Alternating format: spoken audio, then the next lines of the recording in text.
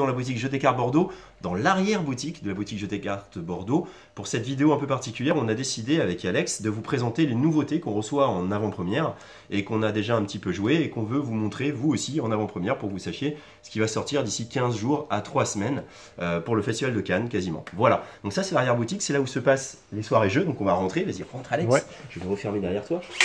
C'est les soirées jeux qui ont lieu ici, donc les soirées jeux tous les jeudis soirs, enfin le plus souvent possible. On fait d'ailleurs un coucou à notre gérant, Jean-François, qui s'est fait opérer de l'épaule et qui du coup, alors que c'est lui qui a assuré les soirées jeux le jeudi soir, est moins apte à pouvoir le faire et nous on essaye de le faire mais on ne peut pas le faire aussi souvent que lui. Donc les soirées jeux reprendront certainement dès qu'il sera plus apte à se déplacer et à assurer la soirée jeux. En tout cas on lui fait un grand coucou, on espère qu'il se rétablit très bien. On commence tout de suite avec Flying Goblin. Flying Goblin, c'est un jeu de Corentin Lebras et Théo Rivière, ça va sortir chez Yellow.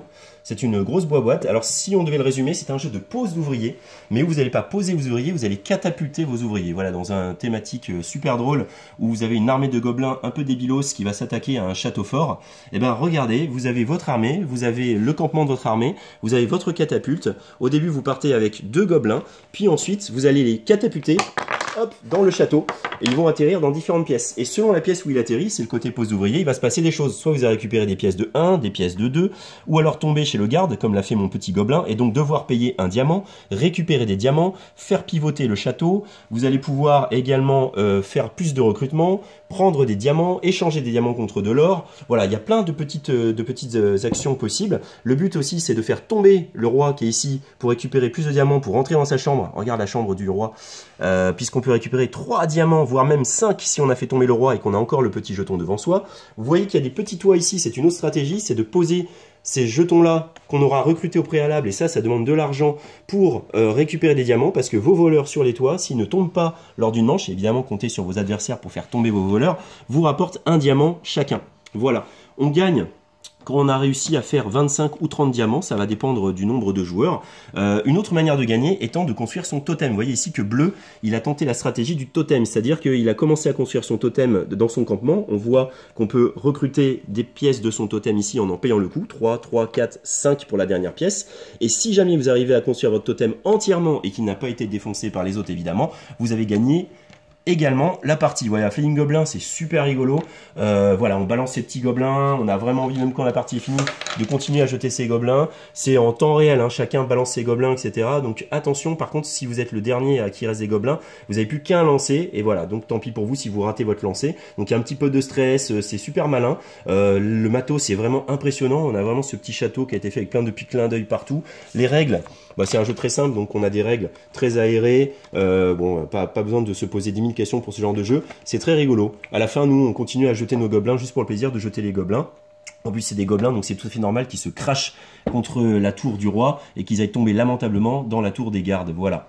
Voilà pour Flying Goblin chez Yellow. Voilà. Yellow, on enchaîne, il nous a aussi envoyé en avant-première Time Bomb Évolution, donc comme son l'indique, c'est l'évolution de Time Bomb. Si vous avez aimé Time Bomb, je pense que Time Bomb va vraiment vous plaire, cette évolution, puisque on a un jeu différent, tout en ayant des sensations à peu près identiques. Pourquoi? Déjà, vous n'avez plus de fil à couper, finalement, hein, au bout du compte, vous n'avez que des bombes à l'intérieur, des bombes de différentes couleurs. Il y a 6 bombes, donc 6 couleurs différentes. Le truc, c'est que maintenant, quand vous allez révéler une carte, soit ce sera une carte comme ça, et ça, il y en a un certain nombre dans le paquet selon nos joueurs, et dès qu'on les a toutes révélées, on a réussi à gagner la partie. Soit ce sera une bombe, forcément, et elle viendra au centre de la table. Et lorsqu'une 4e bombe de la même couleur sera révélée, alors la bombe explosera et les joueurs auront perdu la partie. Autant vous dire que pour Moriarty, c'est plus facile de gagner quand même, parce que maintenant, même quand vous avez vu vos cartes et que vous avez retourné, vous pouvez ne pas vous rappeler si c'était 2 bombes bleues, une bombe verte, ou une bombe jaune, une bombe rouge, ou voire même, je sais que j'ai une jaune et une rouge, de toute façon, tu es obligé d'aller couper chez moi et ça va nous embêter parce que c'est la 3e jaune, ou pire, c'est la 4e rouge qui nous ferait perdre. Donc, perso, quand j'ai joué et que j'étais Moriarty, j'avais été éliminé parce qu'ils avaient compris que j'étais Moriarty, mais ils ont quand même failli perdre la partie parce qu'ils étaient à 2 doigts de couper le maléfique, ils avaient sauté la bombe. Ils n'avaient pas le choix. Donc ça, c'est le time bomb un petit peu classique, un petit peu remodelé. Mais après, l'évolution, elle va venir de ces bombes, encore une fois, qui vont avoir des pouvoirs. Voilà. Et là, ça va changer un peu la dynamique de la partie. Vous avez la bombe jaune qu'on ne peut pas stopper. Parce que maintenant, cette fois-ci, ces cartes-là, dans le time bomb évolution, vont servir à stopper, à désamorcer une bombe en la posant comme ceci. Sauf que la jaune, on ne peut pas poser de carte dessus. Donc, forcément, au bout de la 4e, elle explose. La verte, c'est pas 4 cartes qu'il faut pour la faire exploser, mais 3. Voilà. La bleue, eh ben, en fait, la bleue, je ne m'en souviens plus. Oui, elle enlève si vous avez bloqué une bombe, une bleue sort, alors vous êtes obligé de l'enlever, de la défausser. Voilà, donc ça, c'est sûr que c'est assez dangereux.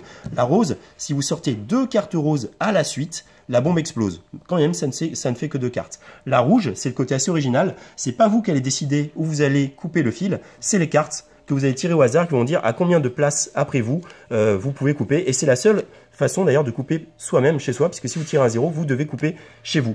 La jaune dorée va accélérer le jeu. Voilà, on va jouer moins de tours de jeu. Plus il y aura de jaune, plus le tour sera court, et donc c'est un avantage pour Moriarty. Voilà, Time Bomb Evolution, pareil, ça arrive d'ici une quinzaine de jours. C'est très sympa, franchement, c'est plus tendu, je trouve. Il y a plus d'histoire, il y a plus de rebondissements dans Time Bomb Evolution. On finit ces 3 premiers jeux en exclusivité avec Similo. Similo, c'est un jeu qu'on avait ramené de Essen et qui avait beaucoup intéressé beaucoup d'éditeurs. Je sais que beaucoup d'éditeurs étaient sur le coup. Et c'est Gigamic qui a remporté la donne. Alors ce ne sera pas dans cette boîte-là, faites-leur confiance. Vous avez vu Lama, ils ont bien amélioré aussi le packaging de Lama. Je pense que pour Similo, ils vont le faire également. Similo, c'est un jeu très malin qui va rappeler de forte manière Wanki. D'ailleurs, on retrouve le même dessinateur que Wanki, c'est-à-dire Nayad, qui a fait des très jolis dessins. Donc Similo va se décliner en 3 boîtes. Ça, c'est la boîte Histoire. Vous aurez la boîte Mythe et la boîte Contes et Légendes. Donc dans la boîte Histoire que vous voyez, il y a des personnages de l'histoire. Qu'est-ce qui va se passer? C'est un jeu coopératif où un joueur va piocher une carte qui va lui indiquer le personnage à faire deviner aux autres joueurs.